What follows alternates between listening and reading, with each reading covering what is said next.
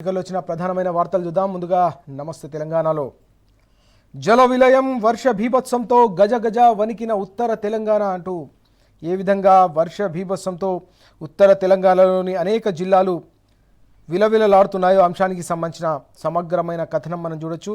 ఏ విధంగా భారీ వర్షాలు వరదలతో అనేక ప్రాంతాలు నీట మునిగిన అంశం మనకు ఇక్కడ కనిపిస్తోంది. అన్నిటికంటే ముఖ్యంగా నలుగురు ఈ మొత్తం బీభత్సంలో దుర్మరణం పాల్గొవడం, మరో 6 గల్లంతు కావడం అనేది అత్యంత విషాదకరమైన వార్తగా మనం చూడొచ్చు. ఇప్పటికీ ఆ 6 వివరాలు తెలియకపోవడంతో వారి కుటుంబ సభ్యులందరూ కూడా ఆందోళన వ్యక్తం చేస్తున్న అంశం కనిపిస్తూ ఉంది. కామారెడ్డిలో ఏకంగా క్లౌడ్ బస్ జరిగింది. 48 గంటల్లోనే దాదాపు 65 సెంటీమీటర్లకు పైగా వాన కురవడంతో కామారెడ్డి పట్టణంతో పాటు అనేక ప్రాంతాలు కూడా జల దిగ్బంధంలో చిక్కుకున్న సందర్భం కనిపిస్తూ ఉంది. మెదక్ అతలాకుతలమైంది. జల దిగ్బంధంలో సిద్దిపేట అలాగే నిర్మల్ ప్రాంతాల ప్రజలు కూడా తీవ్ర అవస్థలు పడుతూ ఉన్నారు. ఎడతెగని వర్షంతో మరోవైపు ముంచెత్తుతున్న వరదలతో వారి జీవన మొత్తం వ్యవస్థ అంతా కూడా చిన్నాభిన్నమైన సందర్భం మనకు కనిపిస్తూ ఉంది. 50 ఏళ్లలో రికార్డు వాన, ధ్వంసమైన రోడ్లు, నివాసాలు అంటూ ఈ వార్త మనం చూస్తున్నాం. గతంలో ఎప్పుడూ లేని విధంగా దాదాపు 5 దశాబ్దాల్లో ఎప్పుడు కూడా కురవని స్థాయిలో రికార్డు స్థాయిలో వర్షం కురియడంతో మొత్తం రోడ్లు దెబ్బతిన్నాయి, ఇళ్లు దెబ్బతిన్నాయి. అనేక ప్రాంతాలకు రాకపోకలు కూడా దెబ్బతిన్న పరిస్థితి. అనేక చోట్ల రోడ్లు అలాగే బ్రిడ్జిలు కూడా దెబ్బతిన్న నేపథ్యంలో ప్రజలందరూ కూడా అవస్థలు పడతా ఉన్న సందర్భం మనం చూస్తున్నాం. ఈ క్రమంలోనే గ్రౌండ్లో కేటీఆర్ అంటూ కీలకమైన వార్త.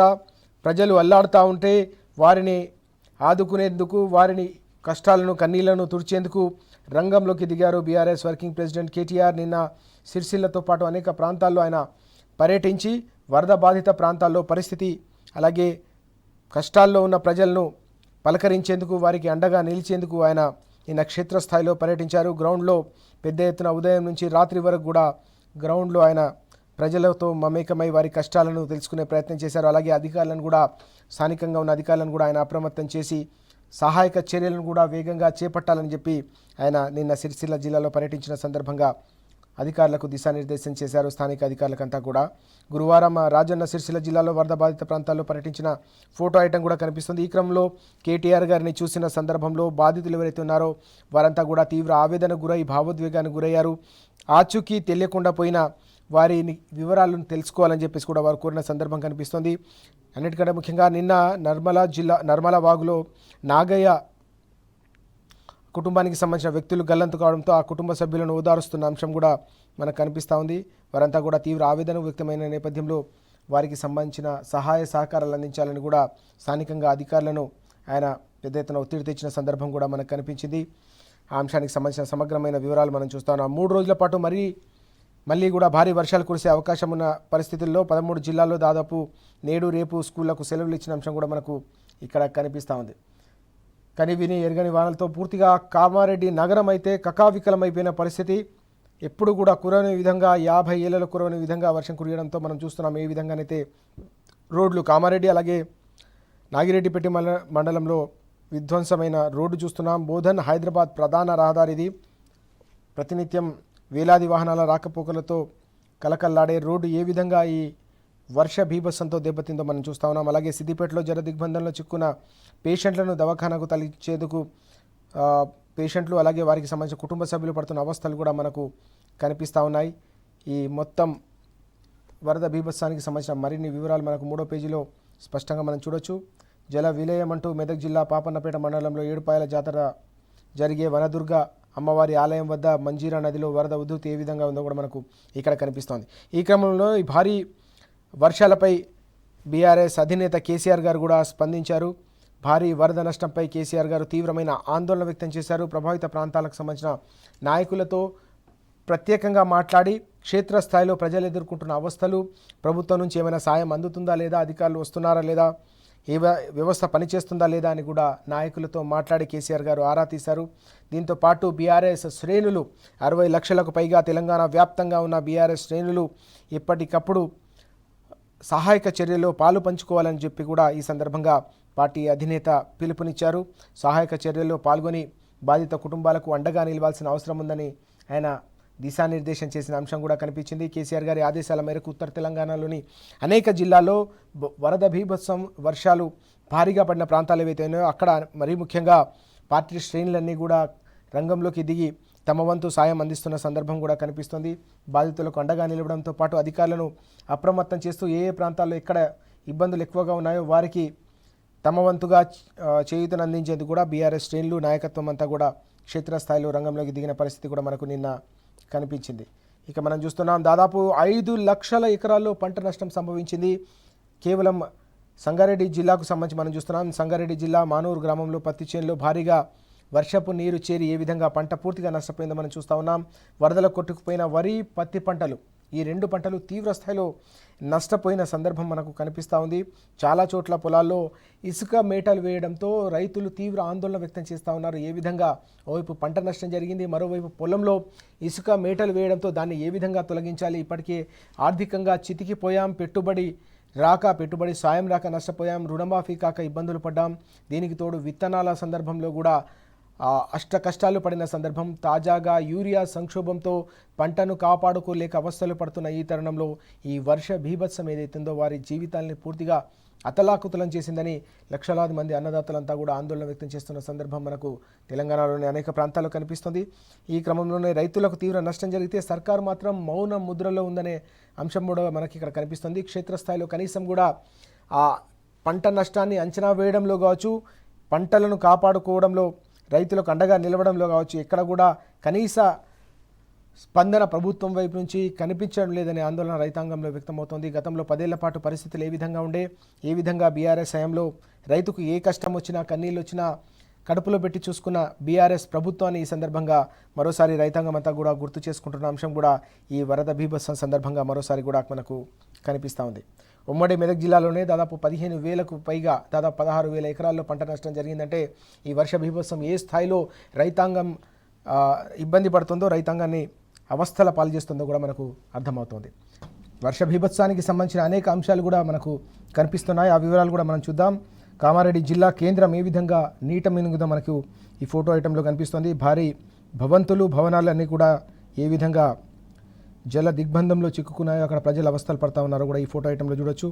ఇక నిర్మల్ పట్టణ శివార్లో పూర్తిగా ఏ విధంగా రైతుల పొలాలతో పాటుగా రోడ్డు కూడా కోతకు గురైందో ఆ అంశం కూడా మనకి ఇక్కడ కనిపిస్తోంది. కామారెడ్డి పూర్తిగా జల దిగ్బంధంలో చిక్కుకున్న పరిస్థితి. కామారెడ్డి హౌసింగ్ బోర్డు వద్ద పూర్తిగా ఒక లారీ కొట్టుకుపోయిన అంశం, రోడ్డు పూర్తిగా కొట్టుకుపోయిన సందర్భం ఇక్కడ ములుగు జిల్లాలో కూడా మనం చూస్తూ ఉన్నాం.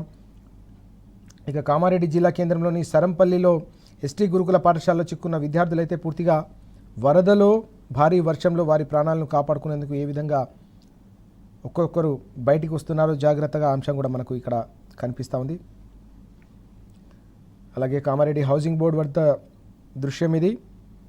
సిద్దిపేట జిల్లాలో అయితే పూర్తిగా నీట మునిగింది ఒక కాలనీ. ఆ అంశానికి సంబంధించిన ఫోటో ఐటమ్ కూడా కనిపిస్తుంది. నిన్న అక్కడ భారీ వర్షాలతో ప్రజలు ఇబ్బంది పడుతున్న నేపథ్యంలో మాజీ మంత్రి స్థానిక ఎమ్మెల్యే హరీష్ రావు గారు కూడా వెళ్ళి బాధితులను పరామర్శించడంతో పాటు వారికి అండగా నిలిచిన అంశం కూడా మనం చూసాం. ఇక మెదక్ జిల్లా హవేలీ ఘన్పూర్ మండలం రాజ్పేట్ తండా వద్ద పొలంలో దొరికిన సత్యనారాయణ మృతదేహం అంటూ ఈ విధంగా ఈ వర్ష బీభత్సానికి భారీ వరదలకు సత్యనారాయణ వ్యక్తి మృతి చెందిన అంశం మనకు చూస్తూ ఉన్నాం. చాలా బాధాకరం, విషాదకరమైన అంశం. పొలంలోనే ఆయన మృతదేహం లభ్యం కావడంతో కుటుంబ సభ్యులంతా కూడా బోరున విలమిస్తున్న అంశం కూడా కనిపిస్తుంది. మరో చోట ఎక్స్కవేటర్ సాయంతో నిండు గర్భిణిని అక్కడ స్థానికులు కాపాడిన అంశం కూడా మనకి ఇక్కడ కనిపిస్తుంది. ఏ విధంగా వారిని ఒడ్డుకు చేర్చి వారి ప్రాణాలను అలాగే గర్భిణికి సంబంధించిన అవస్థలను తీర్చే ప్రయత్నం చేశారు, అవి కూడా కనిపిస్తున్నాయి. ఇక మెదక్ జిల్లా నిజాంపేటలో పూర్తిగా కోళ్ల ఫారాలు కూడా దెబ్బతిన్న పరిస్థితి. అనేక ప్రాంతాల్లో కూడా లక్షల సంఖ్యలో కోళ్లు కూడా మరణించాయనే వార్తలు కూడా వస్తున్నాయి. పౌల్ట్రీ పరిశ్రమ కూడా ఈ భారీ వర్షాలతో నష్టపోయిందనే అంశం కూడా కనిపిస్తుంది. నిజామాబాద్ జిల్లా సిరికొండలో కూడా అదే పరిస్థితి. నిర్మల్ పట్టణంలో కూడా పాఠశాలలో అదే పరిస్థితి కనిపిస్తుంది. బిక్కనూరు మండల రామేశ్వరపల్లిలో ఏకంగా కొట్టుకుపోయిన రైల్వే ట్రాక్ అంటూ రైల్వే ట్రాక్ కింది నుంచి పూర్తిగా గండి ఏర్పడి ఆ కింద ఉన్న గట్టు కొట్టుకుపోవడంతో రైల్వే రాకపోకలు కూడా అక్కడ నిలిచిపోయిన సందర్భం కూడా కనిపిస్తోంది. ముందుగానే గమనించి అప్రమత్తం చేయడం కూడా ఇక్కడ కీలకమైన అంశంగా మనం చూడొచ్చు. ఈ క్రమంలోనే మరిన్ని కీలకమైన వార్తలు కూడా మనకు కనిపిస్తూ ఉన్నాయి. రాష్ట్రం ఆగమవుతుంటే మూసీపై సమీక్ష అంటూ వార్త కూడా మనం చూస్తున్నాం. వరదలతో రాష్ట్రం అతలాకుతలం అవుతూ ఉంటే మూసీపై సమీక్షలు నిర్వహిస్తారా, క్రీడలపై సమీక్షలు నిర్వహిస్తారంటూ నిన్న బీఆర్ఎస్ వర్కింగ్ ప్రెసిడెంట్ కేటీఆర్ గారితో పాటు మాజీ మంత్రి హరీష్ రావు గారు కూడా సూటిగా రాష్ట్ర ప్రభుత్వాన్ని ప్రశ్నించిన అంశం మనకు కనిపించింది. హెలికాప్టర్ పంపితే ఇద్దరు బతికేవారని చెప్పేసి నిన్న హరీష్ రావు గారు తీవ్ర ఆగ్రహం వ్యక్తం చేశారు. ముఖ్యమంత్రి వైఖరిని ఆయన తప్పుపట్టిన అంశం కూడా మనం చూసాం. వాస్తవానికి ఓవైపు పూర్తిగా రాష్ట్రంలో భారీ వర్షాలు అతలాకుతలం చేస్తూ ఉంటే, ప్రజల్ని ఇబ్బంది పెడతా ఉంటే కనీసం హెలికాప్టర్లు ఏవైతే తీవ్రమైన వరద బీభత్సంలో చిక్కుకొని ప్రాణాలు కాపాడాలని చెప్పేసి ఆర్ధనాదాలు చేస్తూ ఉన్నారో వారిని కాపాడేందుకు కనీసం హెలికాప్టర్లు కూడా పంపించలేరని చెప్పేసి నిన్న ప్రభుత్వాన్ని నిలదీసిన అంశం కూడా మనకు కనిపించింది. గతంలో ఖమ్మంలో కూడా భారీ వరదలు వచ్చిన సందర్భంలో కూడా హెలికాప్టర్లు పంపించడంలో విఫలం కావడంతో అక్కడ ప్రజలు అవస్థలు పడిన పరిస్థితి. స్థానికంగా ప్రజలే తమ వంతుగా సహకారం అందించి ప్రాణాలు కాపాడుకున్న సందర్భం కూడా కనిపించింది. మంత్రులు పూర్తిగా హెలికాప్టర్లను షేర్ ఆటోలుగా వాడుకుంటున్నారు తప్ప ఇబ్బందులను ప్రజల్ని మాత్రం కాపాడేందుకు ఇక్కడ కూడా వాటిని వినియోగించట్లేదు, వాటిని పంపించడంలో కూడా విఫలమవుతున్నారని కూడా నిన్న కేటీఆర్ గారు అలాగే హరీష్ రావు గారు ప్రభుత్వంపై తీవ్రస్థాయిలో విరుచుకుపడిన అంశం కూడా మనం చూసాం. రాష్ట్ర వ్యాప్తంగా ప్రజలు కూడా ఇదే అభిప్రాయాన్ని వ్యక్తం చేసిన అంశం కూడా మనకు క్షేత్రస్థాయిలో కనిపించింది. ఇక వరదలు కూడా రేవంత్ బురద రాజకీయం అంటూ మరో వార్త కూడా మనకు ఈరోజు నమస్తే తెలంగాణలో కీలకంగా కనిపిస్తూ ఉంది. ఎల్లంపల్లి వరద పరిశీలనలో ప్రేలాపనలు, కాళేశ్వరం ప్రాజెక్టుపై అవాకులు చెవాకులు అంటూ ఈ వార్త కూడా మనం చూస్తూ ఉన్నాం. ఓవైపు భారీ వర్షాలు వరదలతో ప్రజలంతా కూడా అవస్థలు పడుతూ ఉంటే ఈ వరదల సమయంలో కూడా బురద రాజకీయం చేస్తారంటూ ఈ కథనం మనం చూడొచ్చు. ఈ సందర్భంలో కూడా అధికారులకు దిశానిర్దేశం చేసి ఏ విధంగా సహాయక చర్యలను ముమ్మరం చేయాలనే అంశంపై దృష్టి సారించకుండా ఈ సందర్భంలో కూడా ఇలాంటి విపత్కర పరిస్థితుల్లో కూడా రాజకీయ విమర్శలు చేయడం అనేది వివాదాస్పదంగా మారుతుంది. ఈ విధంగా పరిస్థితులతో సంబంధం లేకుండా వరద సమయంలో కూడా బురద రాజకీయం చేయడం అత్యంత దారుణమనే అంశానికి సంబంధించిన కథనం మనం ఇక్కడ చూస్తున్నాం. మా గోడు వినండి మహాప్రభు అని ప్రజలు అల్లాడుతూ ఉంటే, కామారెడ్డి అలాగే అనేక ప్రాంతాల్లో ప్రజలు అల్లాడుతూ ఉంటే రాజకీయ విమర్శలతో కాలం వెళ్లదీయాలనే ప్రయత్నం చేయడం అత్యంత దుర్మార్గమైన చర్య అని చెప్పేసి ఇప్పటికే బీఆర్ఎస్ కూడా తీవ్ర ఆగ్రహం వ్యక్తం చేసిన సందర్భం. మేడిగడ్డలో నీళ్లు నింపితే ఆస్తి ప్రాణ నష్టం జరుగుతుందంటూ నిరాధారమైన ప్రచారం అనే వార్త కూడా మనకి ఇక్కడ కనిపిస్తుంది. వాస్తవానికి కాళేశ్వరంలో అత్యంత కీలకమైన మేడిగడ్డ, అన్నారం, సుందీలలో ఈ ప్రాజెక్టులో బ్యారేజీలు నింపితే ఆస్తి అలాగే ప్రాణ నష్టం జరుగుతుందంటూ చేసిన ప్రచారం ఏదైతుందో ఇది కూడా పూర్తిగా నిరాధారమైనదనే అంశం కూడా ఇక్కడ మనకు చర్చకు దారితీస్తున్న పరిస్థితి. తెలంగాణకు వరప్రదాయని వాస్తవానికి కల్పతరువు లాంటి కాళేశ్వరం ప్రాజెక్టు వల్లే తెలంగాణ రైతులు పంజాబ్నే తలదన్నే స్థాయిలో ధాన్యం పండించిన సందర్భం మనం చూసాం. రికార్డులను తిరగరాసిన పరిస్థితి కూడా క్షేత్రస్థాయిలో కనిపించింది. వాటన్నిటినీ కూడా పూర్తిగా పాతరేసి పూర్తిగా ఓవైపు కాళేశ్వరంలోని బాహుబలి పంపులు రిజర్వాయర్లు నింపుతున్న ఈ సమయంలోనే మరోవైపు కాళేశ్వరం ప్రాజెక్టుపై విమర్శలు చేయడం, బురద జల్లే ప్రయత్నం చేయడం అత్యంత దారుణమైన అంశమని బీఆర్ఎస్ తీవ్రస్థాయిలో మండిపడుతున్న అంశం కూడా మనకు కనిపిస్తూ ఉంది. కేసీఆర్ గారిపై అలాగే హరీష్ రావు గారిపై అసభ్యకరమైన వ్యాఖ్యలు చేశారంటూ కూడా తీవ్ర ఆగ్రహం వ్యక్తమవుతున్న అంశం కూడా కనిపిస్తుంది.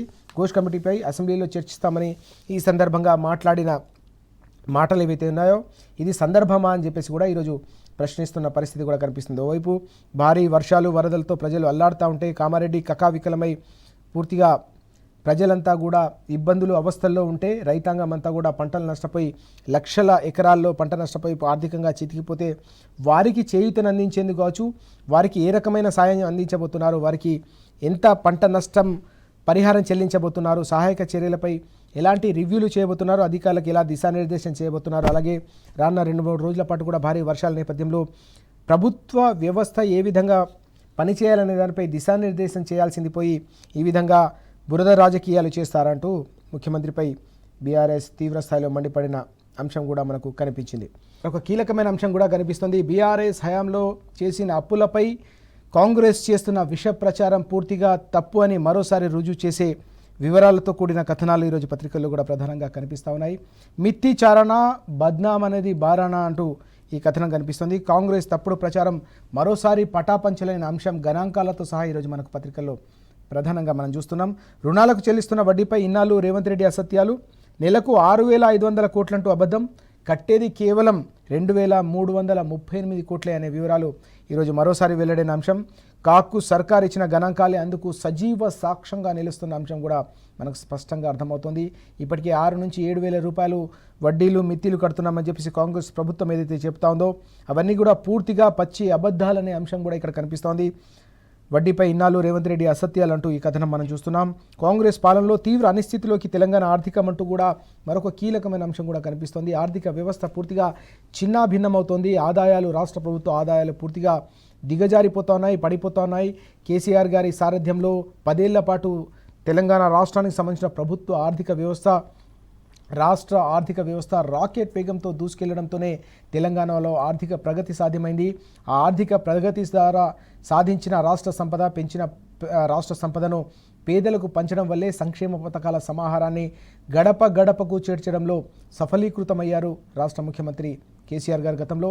కానీ పూర్తిగా ఆర్థిక వ్యవస్థను నడిపించడంలో ఆ సోయి లేకపోవడంతో పూర్తిగా ప్రతికూలమైన నిర్ణయాలతో ఉన్న వ్యవస్థను కూడా దిగజార్చడం వల్లే రోజు కూడా ప్రభుత్వ ఆదాయాలు పడిపోయి రాష్ట్ర ఆర్థిక వ్యవస్థ చిన్నాభిన్నమవుతోందనే ఆందోళన ఆర్థిక రంగ నిపుణులతో పాటు అనేక మంది కూడా వ్యక్తం చేస్తున్న అంశం కనిపిస్తోంది. కాంగ్రెస్ పాలనలో తీవ్ర అనిశ్చితిలోకి తెలంగాణ ఆర్థికం. బడ్జెట్ రాబడి అంచనాల్లో 4 నెలల్లో కేవలం వచ్చింది 21%. వాస్తవానికి అంచనాలు ఏవైతే పెట్టుకున్నారో దాంట్లో కేవలం 21% మాత్రమే అంచనాలు చేరుకోవడం అనేది అత్యంత ఆందోళనకరంగా మనం అంచనా వేయచ్చు. అంటే 25% చారణ శాతం కూడా రాబడి రాలేదు, కానీ అప్పులు మాత్రం దాదాపు 45%కి పైగా చేయడం అనేది మరో ఆందోళనకరమైన అంశంగా మనం చూడొచ్చు. తొలి 4 నెలల్లో చేసిన అప్పులను మనం చూస్తున్నాం. ఏప్రిల్లో 5,000, మేలో 4,000, జూన్లో 11,000 ఏకంగా, జూలైలో 4,500, మొత్తానికి 24,669 కోట్లు అప్పు ఇప్పటికే చేసిననే అంశం కూడా ఇక్కడ మనకు 4 నెలల్లో కనిపిస్తోంది. దీనికి తోడుగా ఆదాయాలు ఏ విధంగా పడిపోతున్నాయో కూడా మనం చూస్తూ ఉన్నాం. ఇవన్నీ కూడా తీవ్ర ఆందోళనకు గురి చేస్తున్న అంశాలుగా మనం భావించాల్సిన అవసరం కనిపిస్తుంది. ఆర్థిక వ్యవస్థ చిన్నాభిన్నమైతే పూర్తిగా పరిపాలన కావచ్చు, ప్రభుత్వ వ్యవస్థ అంతా కూడా పూర్తిగా దెబ్బతినే ప్రమాదం పొంచింది. కొట్లాడి తెచ్చుకున్న రాష్ట్రంలోని ప్రతి పైసాను తెలంగాణ ప్రజల సంక్షేమానికి, అభివృద్ధికి ఖర్చు చేసి ప్రతి ఏడాది కూడా రాష్ట్ర ప్రభుత్వానికి సంబంధించిన ఆదాయ వనరులను పెంచుకోవడం ద్వారా ఓవైపు అభివృద్ధిని, మరోవైపు సంక్షేమ కార్యక్రమాల్ని శరవేగంగా ముందుకు తీసుకెళ్లారు గతంలో కేసీఆర్ గారు. కానీ ఇప్పుడు ఆ దార్శనికత లోపించడం, ఆ విజన్ లోపించడంతో పూర్తిగా కొట్లాడి తెచ్చుకున్న తెలంగాణ ఈరోజు మళ్ళీ కునారిల్లుతున్న పరిస్థితి. అన్ని రంగాల్లో కూడా ఆర్థికంగా చితికిపోతున్న సందర్భం కూడా మనకు కనిపిస్తుంది. ఈ పరిణామం అనేది అందరిలో కూడా తీవ్ర ఆందోళనకు, ఆవేదనకు గురి చేస్తున్న అంశం కూడా కనిపిస్తూ ఉంది. ఇక 2 పిల్లలు కుంగితే కాళేశ్వరం కొట్టుకుపోతుంది అంటూ మరో కీలకమైన అంశం కూడా మనం చూస్తున్నాం. ప్రాజెక్టుకు 94,000 కోట్లు ఖర్చు చేస్తే 1,00,000 కోట్ల అవినీతి చేశారని మీరు ఏ విధంగా మాట్లాడతారని మాజీ మంత్రి వేముల ప్రశాంత్ రెడ్డి గారితో పాటు అనేక మంది బీఆర్ఎస్ నేతలు ప్రభుత్వాన్ని నిలదీశారు, ముఖ్యమంత్రిని ప్రశ్నించారు. ప్రాజెక్టుపై కొన్ని నెలలుగా కావాలనే దుష్ప్రచారం. అవకాశం ఇస్తే కాళేశ్వరంపై అసెంబ్లీలో పీపీటీ ఇస్తాము, పవర్ పాయింట్ ప్రజెంటేషన్ ఇవ్వడానికి కూడా బీఆర్ఎస్ పార్టీ సిద్ధంగా ఉంది. వాస్తవాలేంటి, అబద్ధాలేంటి, అభూత కల్పనలేంటి, ప్రజలను మభ్యపెట్టేందుకు రాష్ట్ర ప్రభుత్వం, ముఖ్యమంత్రి చెప్తున్న అవాస్తవాలను నిండు సభలో, రాష్ట్ర అత్యున్నత చట్టసభలో ప్రజలకు మరోసారి వివరించేందుకు, 4 కోట్ల ప్రజలకు మరోసారి వివరాలు, వాస్తవాలు తెలియజేసేందుకు తాము సిద్ధంగా ఉన్నాము. పీపీటీ, పవర్ పాయింట్ ప్రజెంటేషన్ ఇచ్చేందుకు తమకు అనుమతి ఇవ్వాలని కూడా ఈ సందర్భంగా బీఆర్ఎస్ పక్షాన వేముల ప్రశాంత్ రెడ్డి గారు స్పీకర్ గారికి కోరిన సందర్భం కనిపిస్తుంది. స్పీకర్కు వినతి పత్రం ఇచ్చేందుకు వెళ్లిన బీఆర్ఎస్ నాయకులు అంటూ ఈ వార్త కూడా కనిపిస్తోంది. అపాయింట్మెంట్ ఇచ్చి అందుబాటులోకి రాని స్పీకర్ అంటూ ఈ వార్తను కూడా మనం చూస్తూ ఉన్నాం. ఇక ఒకసారి తెలంగాణ టుడే చూద్దాం. తెలంగాణ టుడేలో హెవీయెస్ట్ రెయిన్ సిన్స్ 50 years అంటూ వార్త. Multiple deaths reported, 1,444 persons rescued by army, SRDF and NDRF deployed అంటూ ఈ వార్త. అలాగే ఇక్కడ మరో కీలకమైన అంశం కూడా కనిపిస్తుంది. KCR asked order to help people. BRS President and former Chief Minister K. Chandrasekhar Rao on Thursday expressed deep concern over the severe disruption caused by heavy rain and floods across Telangana అంటూ వార్త కనిపిస్తుంది. He spoke to party leaders in flood-hit districts and directed them to remain accessible to public and actively participate in relief measures అంటూ party శ్రేణులకు కేసీఆర్ గారు దిశానిర్దేశం చేయడంతో పాటు ఎప్పటికప్పుడు ప్రజలకు అందుబాటులో ఉండాలి, బాధితులను ఆదుకోవాలని కూడా ఆయన కోరారు. He also instructed party working president KT Ramarao to mobilise BRS cadres and extend immediate assistance to those affected అంటూ ఈ వార్త కనిపిస్తుంది. పార్టీ వర్కింగ్ ప్రెసిడెంట్ కేటీఆర్ గారు కూడా ఆయన ఆదేశాలు జారీ చేశారు.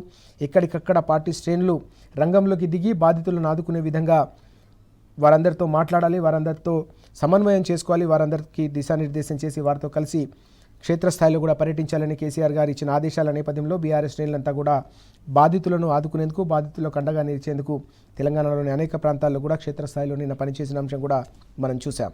ఇవి ఈరోజు పత్రికల్లో వచ్చిన ప్రధానమైన వార్తలు.